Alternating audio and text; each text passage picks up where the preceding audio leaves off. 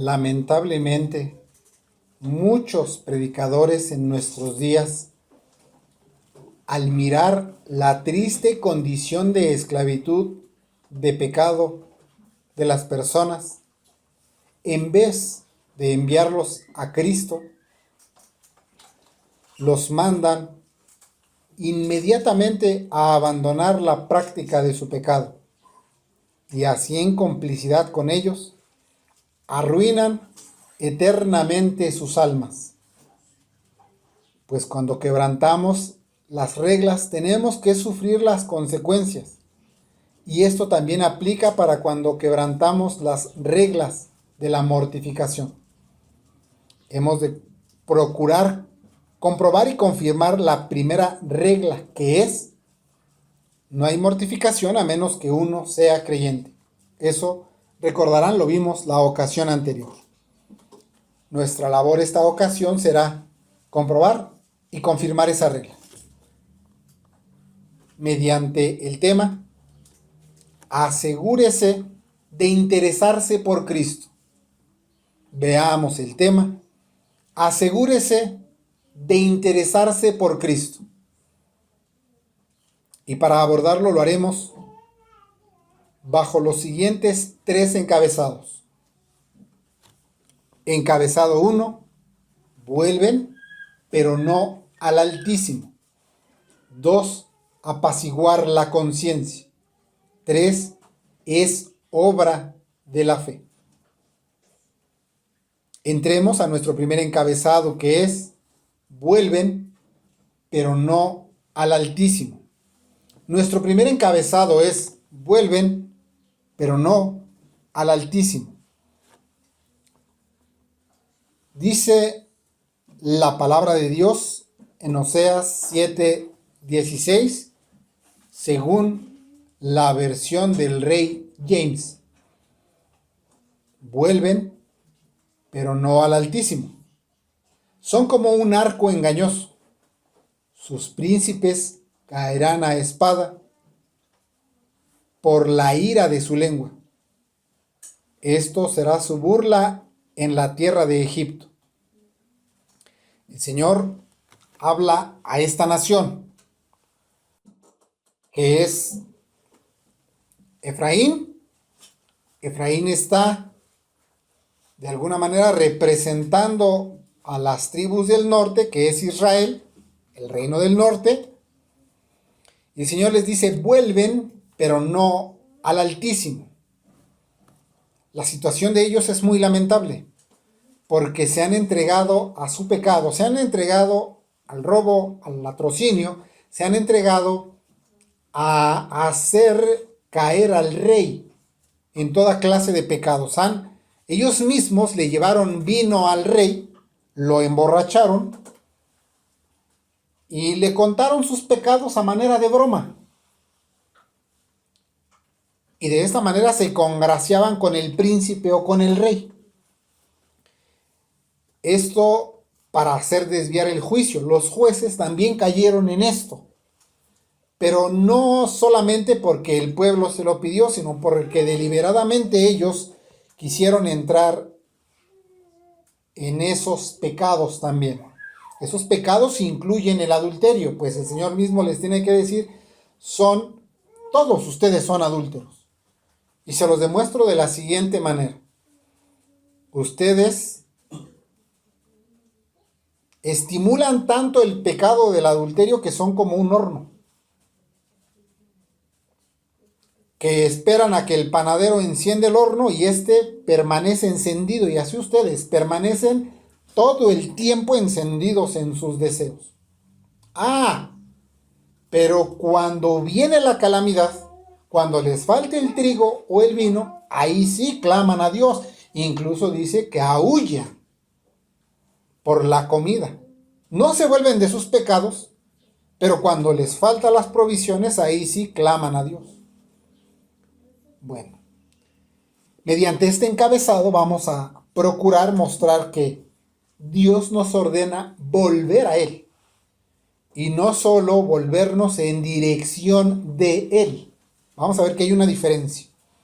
Observen cómo dice el pasaje escritural: vuelven, pero no al Altísimo.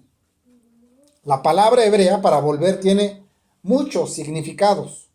Uno de ellos significa convertirse y otro de los significados es apaciguar. Este convertirse de Israel es una conversión moral. ¿Qué es una conversión moral? Es un fingimiento de arrepentimiento.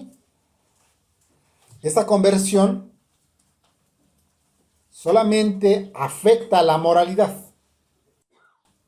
afecta a algunas prácticas, porque en esta conversión sí es posible dejar pecados. Pero observen, no es la conversión efectuada por la gracia. Más bien es la suma de esfuerzos humanistas por abandonar el pecado. Este volver tiene la idea de alejarse del pecado, porque recuerdan que hace tiempo veíamos que volver a Dios es igual a abandonar el pecado. Este volver sí tiene la idea de alejarse del pecado, pero solamente tiene la idea de volver en dirección a Dios. Pero no es lo mismo volver en dirección a Dios que volver a Dios. Es como cuando decimos va con rumbo a, pero no va hasta ese lugar, solamente va en rumbo a.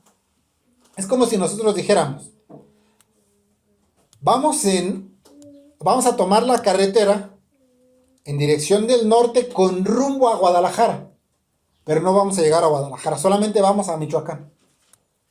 Vamos con rumbo a, pero no vamos a llegar ahí. ¿Se dan cuenta? Así es este volver. Tiene la idea de que sí hay que dejar pecado. Va en dirección a Dios, pero no llega a Dios. Nuestro pasaje escritural afirma que el volver de Israel no es el volver que pertenece a Dios. El profeta Jeremías también nos enseña que no es suficiente volver en dirección de Dios o en dirección a Dios, sino que lo esencial es que hemos de volver a Dios mismo. Miren cómo dice Jeremías 4:1, de acuerdo a la versión del rey James. Si quieres volver, oh Israel, dice el Señor, vuelve a mí. Y si apartas de mi vista tus abominaciones, no serás desterrado. Miren cómo dice, si quieres volver, oh Israel, dice el Señor, vuelve a mí. No dice vuelve en dirección a mí. No es solamente acércate, como en dirección viniendo a Dios. No, es ven a mí, vuelve a mí, a la persona de Dios. Pero ¿qué sucede? Este pueblo finge su arrepentimiento y hacen como que van a reformar su vida, pero en realidad no hacen nada al respecto. Se parece mucho cuando el predicador en la iglesia, arrepiéntanse, dice, predica. Y hay un aspecto como que las personas escuchan eso y como que van a reformar su vida, pero en realidad no hacen nada. Esa disimulación hace de ellos un arco engañoso. ¿Qué es eso de un arco engañoso? Bueno, un arco engañoso es un arma que sirve para lanzar flechas. Ese arco debe estar tensado y sirve para apuntar a un blanco. Muchas veces esas armas se utilizaban inicialmente de manera legítima para cazar, porque la cacería era una de nuestras actividades para nuestro sustento. Así antes vivíamos. Lamentablemente luego también esas armas se utilizaron de manera pecaminosa para matar. Digo, si hubiera sido un efecto legítimo de defensa estaba bien. Lamentablemente se utilizó para efectos pecaminosos. El punto es que un arco engañoso puede tener dos cosas. Uno, que el arco esté chueco y que no dé, que cuando se toma la flecha nunca dé en el blanco, porque tiene un desvío que nunca le hace dar en el blanco. ¿Y qué es el pecado, hermanos? Según el término griego, ¿qué es pecado? Hamartía. ¿Qué es hamartía? Errar el blanco. Nunca puede dar en el blanco perfecto. Otra de las cosas es que la tensión de ese arco es muy floja. No tiene la suficiente tensión y cuando se toma la flecha y ha de lanzarse, no llega sino solamente a los pies. Debiendo de ser lanzada muchos metros hacia adelante, hacia su blanco, cuando sale, no tiene ni siquiera la fuerza y apenas cae al lado de los pies. Eso es un arco engañoso. No sirve.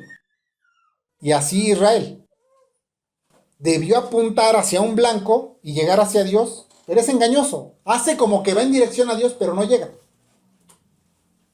Miren cómo dice el pasaje escritural. Vuelven, pero no al Altísimo. Son como un arco engañoso. ¿Y cómo es que este pueblo llegó a esta condición? Bueno, por su pecado. Su pecado les condujo a esta situación. De no poder volver adecuadamente a Dios. Y recuerden que este pueblo está bajo el arrendamiento de la tierra. ¿Quién es el arrendador? Dios mismo. Dios les está arrendando la tierra a manera de condicionarles el sustento. Y muchas veces el Señor, para hacerlos reaccionar hacia el arrepentimiento y que volvieran a Él, les retiraba los medios de sustento. Y ahí sí, cuando el Señor les retira los medios de sustento, ahí sí aúllan. No solamente claman, sino que hasta aúllan, porque ya están en todo tipo de problemas, pero no vuelven a Dios. Y dentro de ese juicio ese juicio del profeta, hay dos destinatarios: el pueblo en general, que es Efraín, y los jueces. Pero ninguno de estos, ni siquiera los nobles de la corte, se vuelven a Dios. Y esto es exactamente lo que sucede con los convertidos moralmente que pretenden mortificar pecado. Hacen como que van a Dios, pero no llegan a Dios. Hacen como que van a dejar su pecado, pero no pueden llegar. Su arco no está completamente tensado. Un convencido o convertido moral experimenta diversos males por causa del esfuerzo que acompaña su vano intento de mortificación. Se esfuerza mucho por dejar pecado. Aunque puede ser que estos individuos se les haya propuesto la designación del Evangelio, no se ocupan de él. ¿Cómo que se les ha propuesto la designación del Evangelio? Es decir, Dios propone. ¿Cómo Dios propone? El formato en el que Dios propone el Evangelio es un mandamiento, pero las personas no se ocupan de él. Pues la mente de los individuos convencidos creen que cuando se anuncia el Evangelio, creen que es un asunto humano. ¿Por qué? Porque escuchan algo acerca del pecado y quieren ir en contra del pecado y así desvían el verdadero propósito del Evangelio. Es decir, algunas personas escuchan predicación contra algún pecado y pretenden que su deber inmediato es mortificarlo, cuando en realidad lo que debían atender es el arrepentimiento y la genuina conversión. El convencido escucha la palabra predicada, pero en verdad no la cree. Se distrae. Su mente tiene una propuesta distinta a la que se está exponiendo. Está preconfigurado a escuchar, no escucha con atención, no escucha evangélicamente. Él ya trae un preconcepto de lo que le van a decir. Y entonces, al escuchar las demandas del Evangelio, quiere arrojarse a cumplir los mandatos evangélicos como por las obras de la ley. Este individuo, al escuchar la palabra predicada, está cargado con el peso del pecado. Y como su mente está considerando una propuesta distinta del Evangelio, entonces asume que Dios se apodera de él con su palabra y se aterra de los juicios sobre algún pecado que hay en él. Es como si se viera descubierto que al estar siendo expuesta a la palabra predicada, como que se ve descubierto, ay, ya me descubrieron mi pecado. Entonces cree que Dios se lanza contra eso. Esto irrita su conciencia e inquieta su corazón. En estas condiciones este individuo está privado de descanso. Él cree que ha de ir contra el pecado. Él ya mordió ese anzuelo. Se dice a sí mismo, nada me servirá. No me voy a distraer y voy a ir contra este pecado. Y él ya se enganchó a esa idea. Y ahora no se detendrá hasta consumar algún acto que él piensa que debilitará su pecado. No va a atender el evangelio. Va a querer ir en contra del pecado. Pero esa no era su tarea. Su tarea era escuchar atentamente la proposición divina en formato de mandato, solo que está persuadido que su tarea es tomar resoluciones contra el pecado. Serán resoluciones y determinaciones que en vez de mortificar su pecado, lo único que harán será fortalecer su pecado. Pero no lo sabe. Está convencido de que puede ir contra su pecado, pero se engaña. Pues ha desechado la muerte de Cristo y la eficacia del Espíritu Santo. Su tarea no es intentar dejar el pecado. Su tarea es rogar la fe y el arrepentimiento.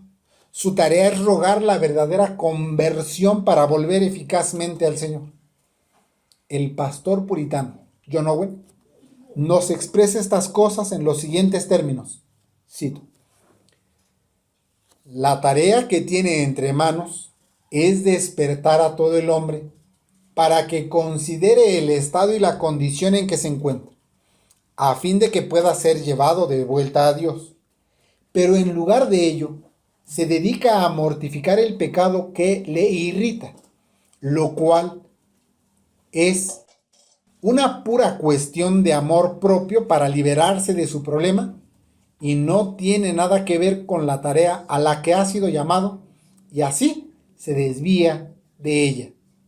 Termina la cita. Noten que este individuo cuando se expone sobre algún pecado en particular, entonces él quiere arrojarse a luchar contra él. Pero observen, cuando en la iglesia se expone sobre algún pecado en particular, este no tiene el propósito de que cada oyente se arroje en un combate, escuchen, fuerza a fuerza contra esa lujuria. El hecho de que se predique contra algún pecado en particular tiene como objetivo despertar la condición entera del hombre. Predicar contra un pecado en particular lo vamos a ilustrar de la siguiente manera. Es como aquel hombre que le toca ser vigía en el barco, que a lo lejos alcanza a ver el iceberg. Y lo único que tiene que gritar no tiene que describir el iceberg. No tiene que decir, alcanzo a ver una masa de tantos kilómetros de longitud. No, su tarea es gritar iceberg. Es lo único que tiene que hacer. Dar aviso, pronto. No lo hace para que los otros tomen una pistola y le empiecen a disparar al iceberg. No, lo hace con el fin de que los que van manejando reciban las instrucciones, ya sea para desacelerar el barco y que le dé tiempo al hombre que va maniobrando el barco para desviarse de esa ruta. Porque confrontarse con él sería una pérdida muy grande. Es decir, se avisa que hay un peligro que ahí se ve, pero que abajo es muchísimo más grande. El hecho de que grite iceberg no es para que vayan y ataquen al iceberg. Es para que adviertan que hay un peligro que es muchísimo más grande. Así, cuando se predica contra un pecado en particular. Se tiene el objetivo que cada uno se autoexamine y considere todo su estado y condición, por si quizá aún no posee un principio de vida espiritual, no para que se arroje a pelear con su pecado, pero el convencido y que pretende una reforma moral en su vida, preconfigurado a lo que él cree que está escuchando, se va a arrojar en una batalla contra ese pecado. Pero pobre hombre, no sabe que lo hace contra sí mismo y para su propia ruina eterna.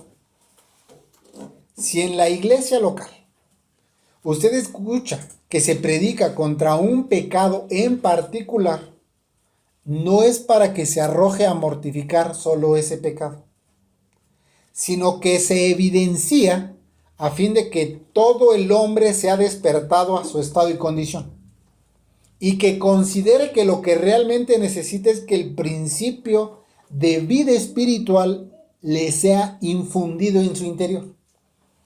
Pero lamentablemente muchos escuchan la palabra predicada y en vez de autoexaminarse y rogar gracia a fin de que les sea mostrada su verdadera condición, se arrojan a mortificar pecado. Pues procuran librarse de la carga del pecado, pero al hacerlo se desvían de la tarea que realmente debían realizar. El pastor puritano John Owen nos ayuda en ese sentido. Cito: así nos habla Dios de Efraín.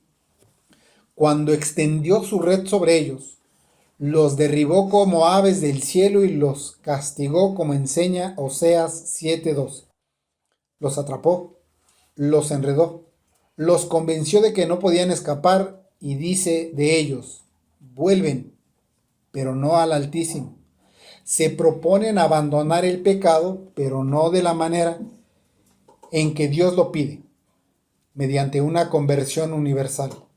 Así es como los hombres se desvían de venir a Dios por los caminos más gloriosos que pueden encontrar para llegar a Él. Termina la cita. Noten que estos individuos se proponen abandonar el pecado, pero ¿lo logran? ¿Por qué no logran abandonar el pecado y volverse a Dios?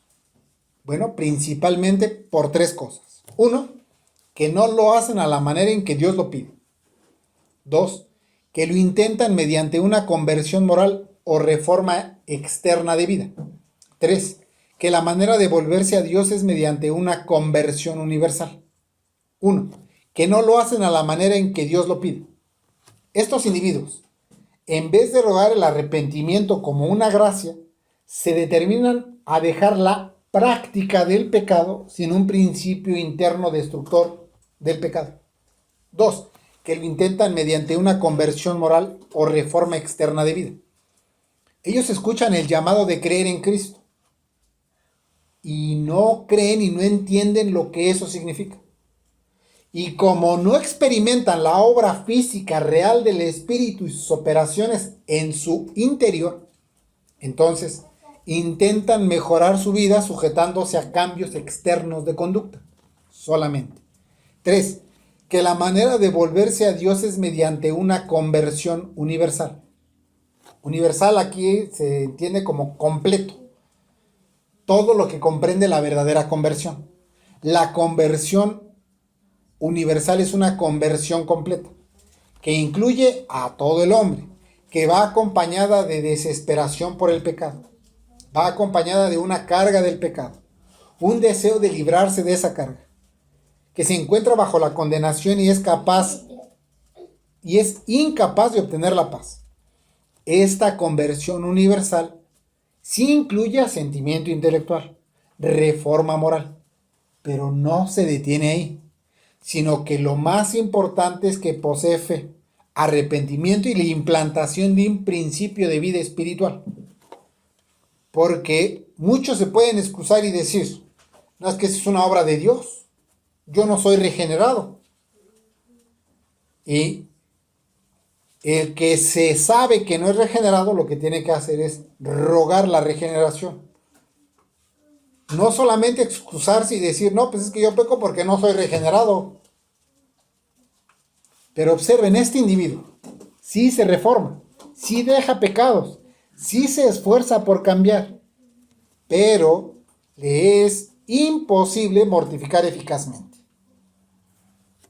Porque su deber inmediato no era mortificar. ¿Cuál era su deber inmediato? Atender al llamado de arrepentimiento. Bueno, pregunta entonces, ¿en qué consiste atender al llamado de arrepentimiento? De acuerdo a lo que venimos hablando, porque entendemos que hay todo un desarrollo de la doctrina del arrepentimiento, pero el arrepentimiento, de acuerdo a lo que venimos viendo, el arrepentimiento consiste en despertar a todo el hombre a su estado y condición. Pero muchos, en vez de atender ese llamado al arrepentimiento y asegurarse de Cristo, se apresuran a mortificar. Y este es uno de los engaños más comunes por los que los hombres arruinan sus propias almas. Entonces, aquí también cabe denunciar a los pastores y maestros mentirosos, pues estos recomiendan como fórmula el abandono de la práctica del pecado en vez de enviarlos a Cristo. La mayoría ignoramos los términos y las demandas evangélicas. ¿Y qué hacen los falsos pastores y maestros? Se aprovechan de esa ignorancia. ¿Y qué enseñan? Engañan a muchos enseñándoles que abandonen la práctica de su pecado, en vez de enviarlos a Cristo. Pero ¿qué nos enseña la Escritura? ¿Qué hizo el apóstol Pablo cuando aquel hombre le preguntó, ¿qué debo hacer para ser salvo? ¿Acaso le mandó a mortificar su pecado? ¿Acaso le dijo, no, primero deja tu pecado y ya vamos viendo qué te digo? No, sino que lo envió a Cristo. ¿Y qué le dijo? Cree en el Señor Jesucristo. Lamentablemente estos falsos maestros tampoco explican qué es creer en el Señor Jesucristo. Y en nuestros días se escucha esa expresión. ¿Y qué se entiende? No, se entienden un montón de cosas por creer en Cristo. Es un poco como cuando se habla del amor. ¿Qué es amor? Bueno, se dice la palabra amor y la pecaminosidad de la criatura le ha dado multiplicidad de significados, pero nunca llegan a la Escritura. Y así sucede con el creer en Cristo. ¿Qué es eso? No, se dicen muchísimas cosas, pero en relación de esto que venimos diciendo, ¿qué es creer en el Señor Jesucristo? Primeramente, creer en el Señor Jesucristo no es arrojarse a mortificar pecado. Creer en el Señor Jesucristo es despertar todo el hombre para que considere su estado y condición caída. Es mirarse sin la justicia de Dios, es mirarse falto de la justicia de Dios. Respecto de lo que venimos expresando, creer en Cristo es reconocer que hemos sido concebidos como pecadores, que somos merecedores de la ira divina, que estamos en deuda con Dios, que esa irritación contra el pecado no puede ser quitada a menos que reconozcamos el medio designado y propuesto por Dios para que su honor sea restituido y su justicia satisfecha. Y entonces nos veamos necesitados de un Redentor. Porque, como también ya veíamos en la otra serie, hay diferencia entre reconocer a Dios solo como creador y reconocer a Dios como creador y redentor. Creador es solamente la religión que dicen o teología natural, pero reconocer a Dios como creador y redentor es el medio designado por Dios para la vía de recuperación de los hombres. Lamentablemente, muchos predicadores, en vez de enviar a las personas a volverse a Dios por el medio designado y propuesto por Dios, intentan suavizar las demandas del Evangelio, pintando un cuadro muy distinto, haciéndole creer a los ignorantes que si dejan su pecado con sus propios medios, entonces no se preocupen, les dicen, todo va a estar bien con Dios. Si dejas tu pecado, todo va a estar bien con Dios. Vas a tener paz con Dios. Mentira. Si tú dejas tu pecado, no va a estar bien con Dios todo. Porque ese no es el medio designado por Dios. El medio designado por Dios para que todo esté bien con Dios es Cristo. No el abandono del pecado.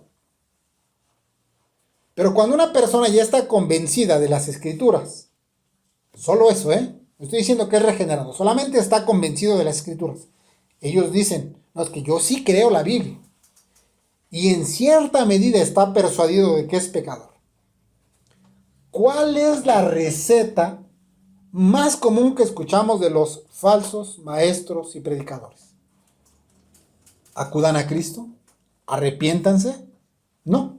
¿No es acaso el abandono del pecado en cuanto a la práctica?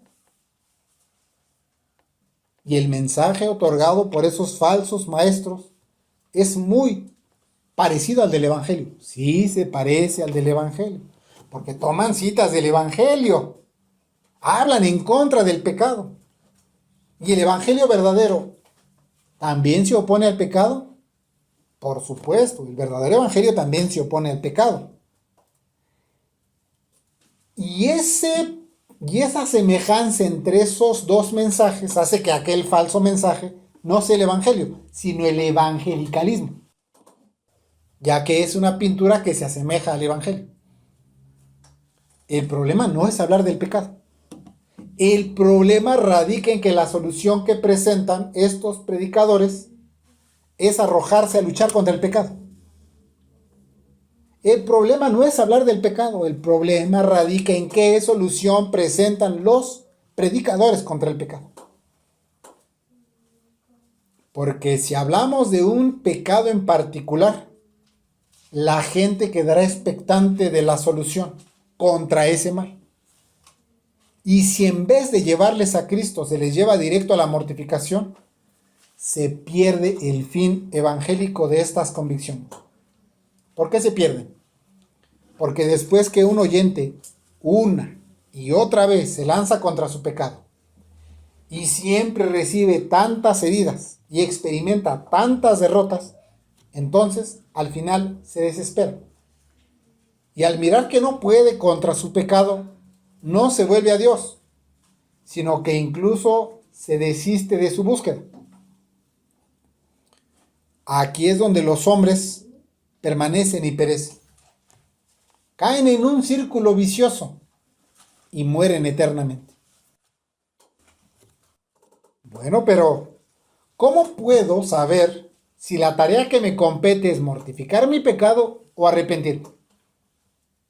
Bueno, en primer lugar diremos que el regenerado experimenta una separación definitiva con el pecado. No es solo que ahora tiene conceptos en su mente, sino que advierte el aborrecimiento real por el pecado. En segundo lugar, el vigor de la vida espiritual hace posible la mortificación. Y noten esto, la mortificación no le causa abatimiento al creyente. Es decir, que cuando el regenerado mortifica, entonces no sale herido ni le resulta desesperante luchar contra sus males. Al contrario, le produce paz. Porque el incrédulo, cuando se arroja a luchar contra el pecado, va a salir herido. Cuando se ejercita la mortificación de acuerdo a la propuesta divina, esto es la muerte de Cristo y la eficacia del Espíritu, el creyente no se desalienta. Cuando el creyente ejercita la mortificación, no quiere dejar sus convicciones, sino que si el regenerado o este creyente posee un principio destructor del pecado, entonces mortificar pecado le trae paz a su conciencia. Pero no así el no regenerado. El no regenerado sufre las heridas de mortificar sin ese principio. Pero aún aquí puede haber un engaño. Pues un individuo convencido al abandonar pecado en cuanto a la práctica, también puede procurar tranquilizar y apaciguar su conciencia y engañar su alma, creyendo que las resoluciones que ha tomado contra el pecado son suficientes para vencer sus lujurias. Pero para ahondar un poco más en ese aspecto, pasemos a nuestro segundo encabezado, que es apaciguar la conciencia. Nuestro segundo encabezado es apaciguar la conciencia. Dice Romanos 10:3, lo leo de la versión del Rey James. Puesto que, ignorando la justicia de Dios y procurando establecer su propia justicia, no se han sometido a la justicia de Dios. En este pasaje escritural encontramos por lo menos 3 observaciones, de manera general. Seguramente podemos obtener muchísimas más cosas, pero de manera general obtenemos 3 observaciones. 1, la naturaleza de la incredulidad de Israel. 2, ignorancia de la justicia de Dios. Y 3, el establecimiento de una orgullosa justicia propia. 1, la naturaleza de la incredulidad de Israel. Pues dice el texto, miren, no se han sometido a la justicia de Dios. ¿Qué quiere decir esto? Que no se han rendido a los términos del Evangelio. El término griego para sometido primeramente significa subordinar. Y subordinar es algo así como sujetar a alguien o algo a la dependencia de otra persona o cosa. Otro de los significados del término sometido es obedecer. Pero en nuestro pasaje este término está siendo empleado en sentido negativo. Es decir, no se han subordinado o no han obedecido la justicia de Dios. En otras palabras, no han aceptado la justificación propuesta por la fe en Cristo que se realiza en el Evangelio. Esto denota rebelión abierta a Dios. Observen cómo lo expresa la Escritura. No se han sometido a la justicia de Dios. Eso es rebelión. Si no se someten, entonces se rebelan. El pastor puritano John Gill nos dice al respecto, cito, esta frase denota la rebelión de sus voluntades contra Cristo y su justicia, actuando como súbditos rebeldes contra su príncipe soberano. Termina la cita. Lo que se pretende expresar con esto es que la naturaleza de la incredulidad de Israel se debe a una abierta rebeldía a Dios en la propuesta del Evangelio. Pues en la verdadera fe se requiere mucha sumisión. Por esa razón nuestro mismo Salvador nos enseña que hemos de negarnos a nosotros mismos. 2, ignorando la justicia de Dios. Observen cómo lo expresa el pasaje escritural. Puesto que, ignorando la justicia de Dios. El término griego para inteligencia o mente es nous, de donde se deriva la palabra gnosis. Esa palabra gnosis viene siendo conocimiento. En nuestro pasaje se emplea este término, pero con una partícula negativa. Es el término agnoeo, que literalmente significa no conocer o no saber. Tiene la idea de que no tiene la información, o también que desconoce. Entonces, esa expresión denota ignorancia. Israel no creyó ni entendió la justicia de Dios. Como que para ellos fue de poca importancia, o no entendieron la estricta justicia de Dios al odiar, castigar y exigir satisfacción por el pecado. Este pueblo no consideró la necesidad que tenemos de una justicia al estar frente al juez justo que juzga con justicia. Si este pueblo hubiera considerado que tenían necesidad de una justicia frente a ese tribunal, entonces no hubieran rechazado la propuesta del Evangelio y no hubieran esperado alcanzar justificación por sus propias obras. Ellos concluyeron en ignorancia que sus obras les alcanzarían para satisfacer la justicia divina. Porque incluso el apóstol Pablo ora y dice, yo tengo el deseo de que mis parientes sean salvos. Y incluso ora por ellos. ¿Pero eso lo salva? No, no lo salva. Porque ellos ignoran la justicia de Dios. Israel no conoció la justicia porque no quiso. Es decir, es un acto de la voluntad, que no quisieron conocer la vía de recuperación establecida por Dios en Cristo. Por eso también se dice que amaron más las tinieblas que la luz. Por encima de la luz amaron las tinieblas. 3. El establecimiento de una orgullosa justicia propia. Observen cómo dice esa parte del texto. Y procurando establecer su propia justicia. El término griego para procurar tiene un sentido positivo y tiene un sentido negativo.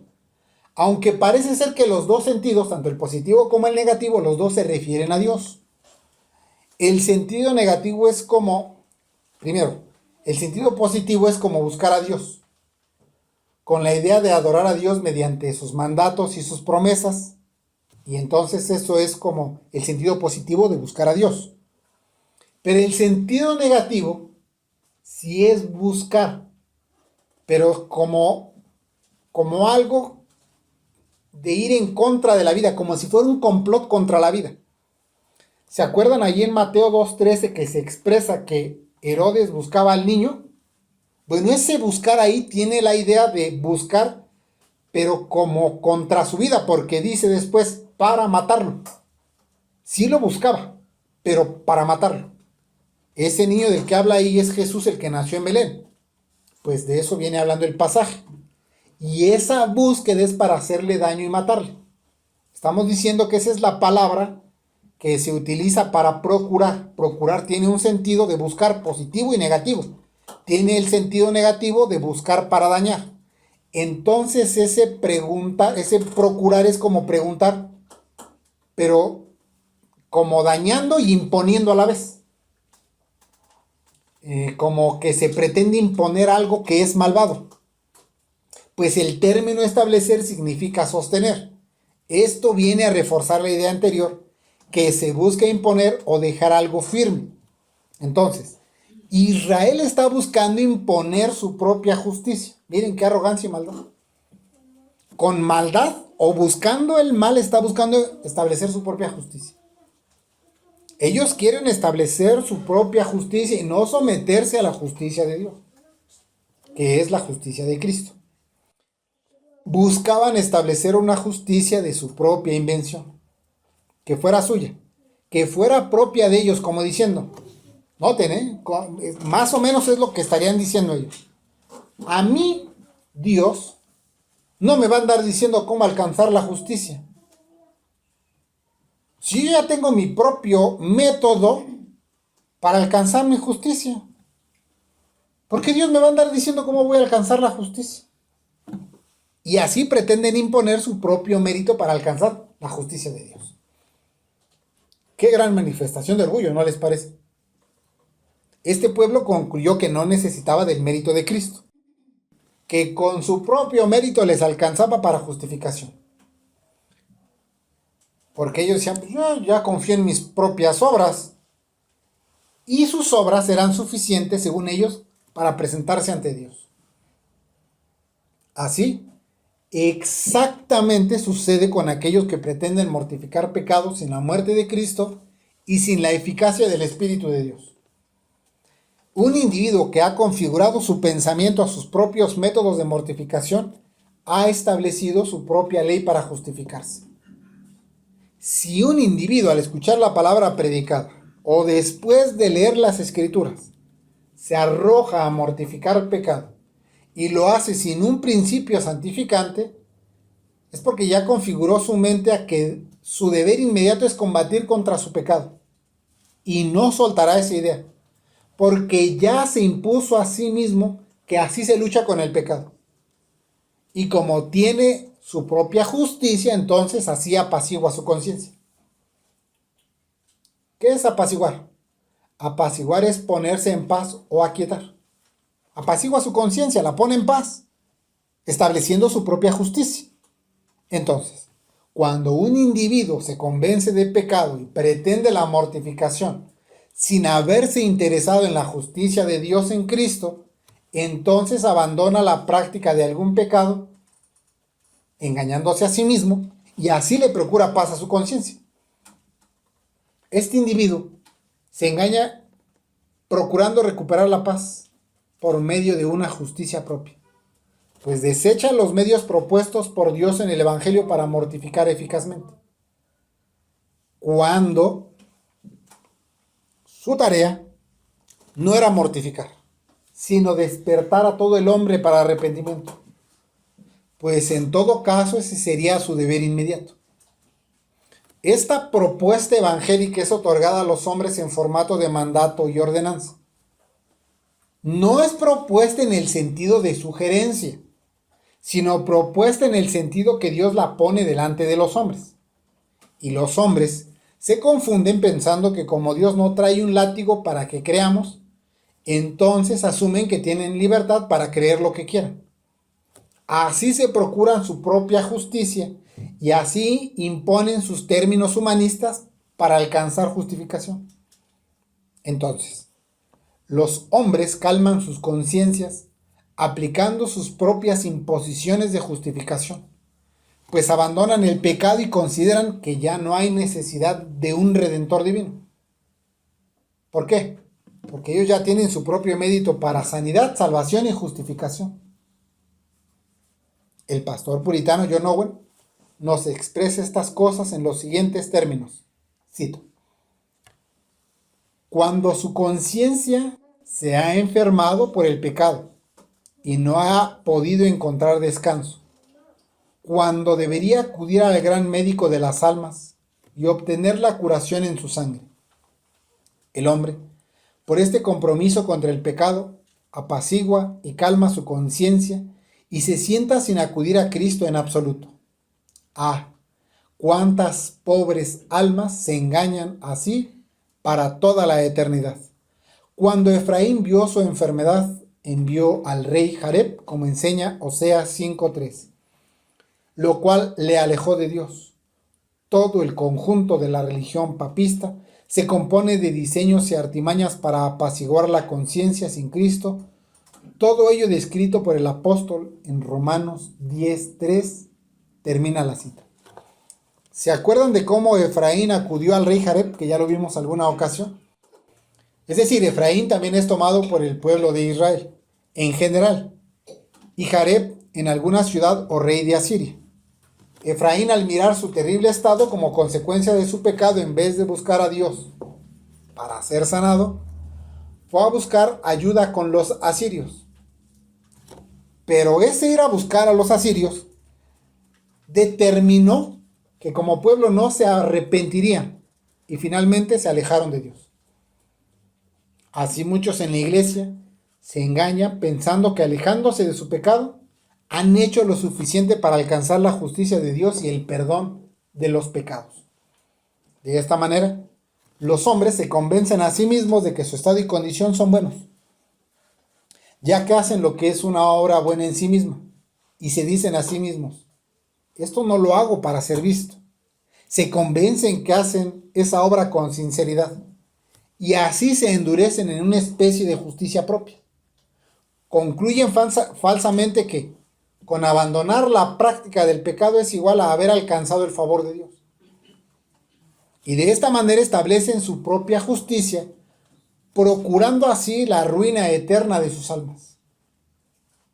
Su deber en esa condición es acudir al gran médico de las almas y obtener la curación en su sangre. Ya decíamos la ocasión anterior que no hay muerte del pecado sin la muerte de Cristo. No es suficiente con apaciguar la conciencia. Es necesario acudir a Cristo y conocer la justicia de Dios, renunciar a todo mérito propio y someternos a la justicia de Dios en Cristo, pero todo ello requiere fe. Pero para considerar ese aspecto, pasemos a nuestro tercer encabezado, que es obra de la fe. Nuestro tercer encabezado es obra de la fe. Dice la palabra de Dios en 1 de Pedro 1:22, lo leo de la versión del rey Jacob. Puesto que habéis purificado vuestras almas al obedecer a la verdad por medio del Espíritu, para llegar a un amor sincero hacia los hermanos, amaos unos a otros con fervor y de corazón puro. La purificación de la que habla nuestro pasaje escritural presupone algo que es obvio, y esto es una suciedad. Nos está diciendo que alcanzaron la purificación, pero esa purificación presupone que antes había una suciedad, corrompimiento y contaminación del alma. ¿Esa contaminación qué es? ¿Es una contaminación física? No, es el pecado heredado. Esa contaminación es la incapacidad para volvernos a Dios y poder hacer algo agradable para Dios. Es decir, no hay capacidad de hacer algo como a Dios le agrade. A eso se refiere esa contaminación. La contaminación que se supone previa a esta purificación es nuestra naturaleza corrupta, las pasiones y lujurias propias a cada uno de nosotros. El apóstol nos está mostrando cómo es que es posible pasar de la contaminación heredada a la purificación. ¿Qué es lo que nos está mostrando el apóstol? Nos está mostrando que es posible pasar de la contaminación heredada a la purificación. ¿Es posible pasar de la suciedad del pecado a la purificación de nuestras almas? De acuerdo al remedio divino, es posible. Y hasta se nos manda a eso. ¿Y cuál es el medio propuesto para la purificación de nuestras almas? Escuchen, el medio propuesto para obtener la purificación de nuestras almas es la fe. La fe o la obediencia a la verdad, de acuerdo a nuestro pasaje. La palabra predicada es el medio externo de esta obediencia. Y para eso la escritura ha de ser predicada. Noten la importancia de la palabra predicada en la iglesia local. Y de acuerdo al pasaje escritural, ¿quién es el medio eficiente o eficaz para que esa obra se realice? Pues el medio eficaz para obtener la purificación de nuestras almas es el Espíritu Santo. El Espíritu de Dios realiza una obra secreta en el corazón, en el medio externo de la predicación de la palabra, y la aplica para obediencia. No solo para asentir a ella, sino para someternos a ella, para que quedemos sujetos al establecimiento de la ley de Dios. Cuando un individuo obedece a la verdad y obtiene la purificación de su alma, es porque necesariamente el Espíritu operó en su interior. ¿Eso es visible al ojo humano? No. Esto es una forma secreta y que no es perceptible en su primer movimiento al ojo humano, ni al propio ni al ajeno. Esa obediencia a la verdad es equivalente a la fe, pues ahí la verdad es el Evangelio. Y al Evangelio, ¿cómo se puede responder al Evangelio? Solo de dos formas se puede responder al Evangelio. A saber, con incredulidad o con fe. En este caso del que hablamos, se responde con fe al Evangelio. Cuando por la gracia del Señor se responde con fe a la verdad, entonces un hombre posee el principio de vida espiritual que purifica su alma, es decir, le libra del dominio corrompido del pecado. Lamentablemente muchos escuchan la palabra predicada y en vez de obedecer la verdad, se arrojan osadamente a mortificar pecado. Al menos la forma que conocen de mortificarlo es abandonar eventualmente su pecado. Y se consuelan que han vencido el pecado. Y así logran apaciguar sus conciencias. Cuando un individuo ya se ha convencido que ese es el camino de justificación, ya no estará dispuesto a recibir el remedio divino para purificar su alma. Este individuo ya tiene su propio medio para purificar su alma. No obedecerá la verdad. Tomará algunas verdades, pero ya ha sido engañado por su propio pecado. Se dice a sí mismo que todo estará bien con Dios. Durante un tiempo escuchará la palabra predicada, pero ¿la obedecerá? ¿Por qué? Porque ya ha engañado a su propia alma. Pero al paso del tiempo, tal vez mucho tiempo después, ya que estuvo una larga temporada en la iglesia, descubre que en realidad su pecado no ha sido mortificado. Pero todavía tiene otra opción, porque el pecado es astuto.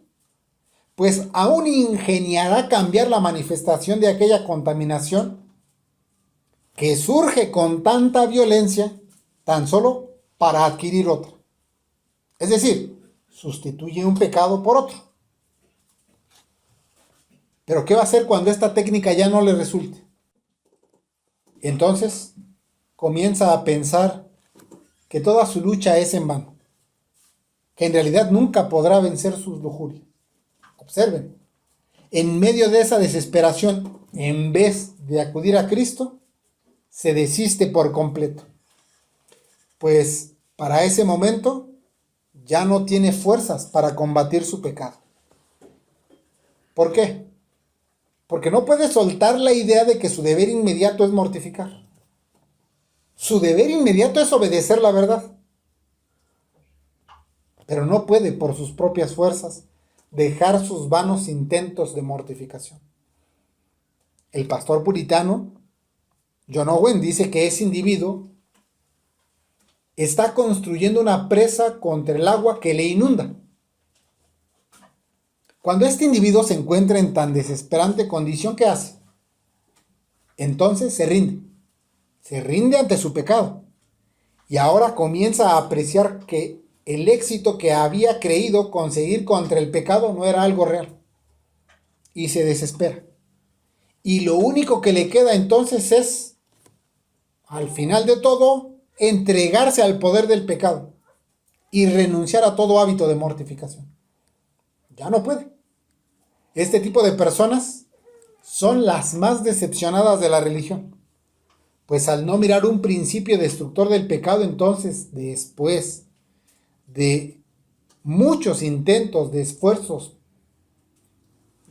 propios contra el pecado, se rinden ante él de una forma mucho más desenfrenada que antes. El pastor puritano John Owen nos expresa estas cosas en los siguientes términos.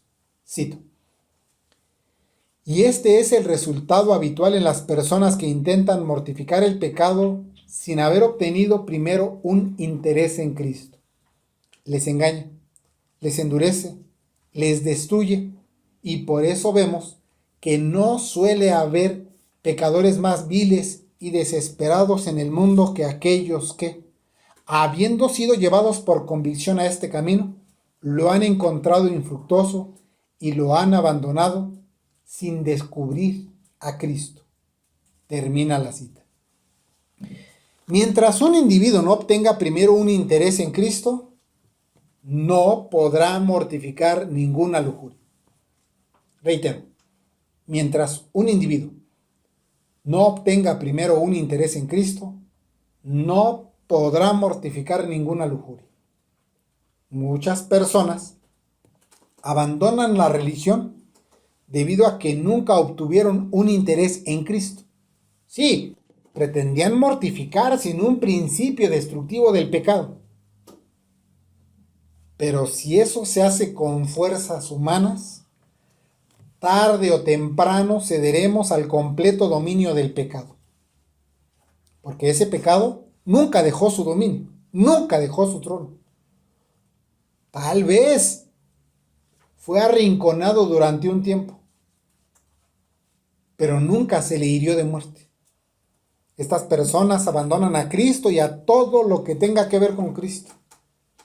El tipo de personas que realizaban fuertes intentos de mortificación y que asimismo se imponían o se imponen su propia justicia, luego se convierten en los más viles, pues alguna vez estuvieron convencidos de la religión. Pero ahora, esa desesperación que tenían contra el pecado, la vuelven contra Cristo y entonces abandonan su camino. Y esta falsa mortificación y búsqueda de justicia propia es la esencia de la religión y piedad de los formalistas y legalistas. Porque a ojos del mundo pueden ser considerados rectos y morales. Pueden durante algún tiempo ser intachables. Y esto también aplica para todos aquellos que en la sinagoga romana se sienten atraídos por la mortificación. El deber de mortificar no es inmediato para todos. El deber de mortificar no es para todos, no al menos como deber inmediato. ¿Quiénes deben mortificar entonces? Solo deben mortificar aquellos que tengan un genuino interés en Cristo, que han sido purificados por la obediencia a la verdad, aquellos en quienes el Espíritu ha obrado secretamente, pero que en definitiva les ha separado del pecado. El pastor puritano John Owen lo expresa con mayor precisión. Cito: digo, pues, que la mortificación es obra de los creyentes y solo de los creyentes. Matar el pecado es obra de los hombres vivos. Donde los hombres están muertos, como todos los incrédulos, los mejores de ellos están muertos. El pecado está vivo y vivirá. Termina la cita. Los mejores de los incrédulos están muertos. No importa cuántos títulos académicos pueda lograr un individuo. No importa el nivel jerárquico que obtenga en una empresa, ni el grado que alcance en alguna secta. Si es incrédulo, no regenerado, no puede matar el pecado. Nada puede contra él. Al contrario, el pecado hace de ese individuo lo que quiera. Para eso es su esclavo. La obra de la mortificación es obra de los creyentes, y solo de los creyentes, pues estos poseen un genuino interés en Cristo y han purificado sus almas y ahora por el Espíritu pueden combatir eficazmente el pecado. La mortificación es obra de la fe, exclusiva de la fe. Es obra peculiar de la fe. El pastor puritano nos ejemplifica esta verdad de la siguiente forma. Cito: ahora bien, si hay una obra que realizar, que solo puede llevarse a cabo con un instrumento, es una gran locura que cualquiera que no tenga ese instrumento intente realizarla. Fin de la cita. Miren, lo absurdo que nos volvemos cuando intentamos mortificar sin la regeneración. La justificación y la verdadera conversión son los medios. Si no se tiene esto, el pastor puritano nos dice que intentar la mortificación sin esto es una locura. Nos dice que si tuviéramos un trabajo o una obra de difícil realización que requiera una herramienta especializada y nosotros nos arrojamos a hacer dicho trabajo sin esa herramienta, entonces acudimos locamente, pues nos hace falta lo más importante para llevarlo a cabo. ¿Y qué es eso que necesitamos para mortificar eficazmente el pecado? El mismo pastor puritano John Owen nos responde, cito: ahora bien, es la fe la que purifica el corazón, como enseña Hechos 15:9, o como dice Pedro: purificamos nuestras almas en la obediencia a la verdad por medio del Espíritu, como enseña Primera de Pedro 1:22, y sin ella no se hará. Concluye la cita. Observen que sin la fe no se puede realizar la obra de la mortificación. Sin la fe no se puede realizar la obra de la mortificación. Suponemos que lo que se ha dicho es suficiente para confirmar la primera regla general. Esto es, asegúrese de interesarse por Cristo. Porque si pretende mortificar cualquier pecado sin Él, nunca lo logrará. Pero ahora les voy a presentar un caso de objeción que nos plantea el pastor puritano John Owen. Es una objeción que se deriva del deber de mortificar. Entonces, primero nos plantea el caso. Luego realiza una aclaración previa a la respuesta y finalmente nos ofrece la respuesta a la objeción. Y una vez hecho, habremos concluido el día de hoy. Objeción. Usted dirá, ¿qué harían entonces los hombres no regenerados que están convencidos de la maldad del pecado? ¿Deberían dejar de luchar contra el pecado, vivir disolutos, dar rienda suelta a sus concupiscencias y ser tan malos como los peores de los hombres? Esa es la objeción. Porque se ha estado afirmando que la mortificación es obra de los creyentes y solo de los creyentes. Entonces, el incrédulo debe entregarse por completo a todos sus deseos, darles rienda suelta y que ya de plano se dediquen a pecar. Bueno, entonces el puritano primero nos ofrece un antecedente previo a la respuesta a manera de aclaración. Esto sería una forma de sumir al mundo entero en la confusión, de llevar todas las cosas a la oscuridad, de abrir las compuertas de la lujuria y de poner las riendas sobre el cuello de los hombres, para que se lancen a todos los pecados con deleite y avidez, como el caballo a la batalla. Bueno, ¿qué nos está diciendo el puritano en este previo a su respuesta? Lo que nos está aclarando el puritano es que al expresar que la mortificación es obra solo de los creyentes y que se enfatiza que es obra eficaz de los creyentes. Es decir, cuando se dice que es solo obra de los creyentes, es el énfasis de que es eficaz solo para los creyentes por el principio espiritual que los opera. Pero que eso no significa que se esté incitando a los hombres incrédulos a sumirse en el pecado. Eso sería dejar al mundo en una terrible confusión. Y sería expresar que es la justificación que estaban esperando los incrédulos para lanzarse a sus más descendidos pecados con furia y pasión. Entonces, no se quiere significar eso, nos aclara el puritano. Entonces, ahora sí, ya viene la respuesta. Respuesta. Dios no lo quiere. Debe considerarse como una gran muestra de la sabiduría, la bondad y el amor de Dios el hecho de que por múltiples formas y medios se complazca en impedir que los hijos de los hombres se lancen a ese ámbito de exceso y desenfreno al que la depravación de su naturaleza les llevaría con violencia, sea cual sea la forma en que esto se haga, es una muestra del cuidado, la bondad, la benevolencia de Dios, sin los cuales toda la tierra sería un infierno de pecado y confusión.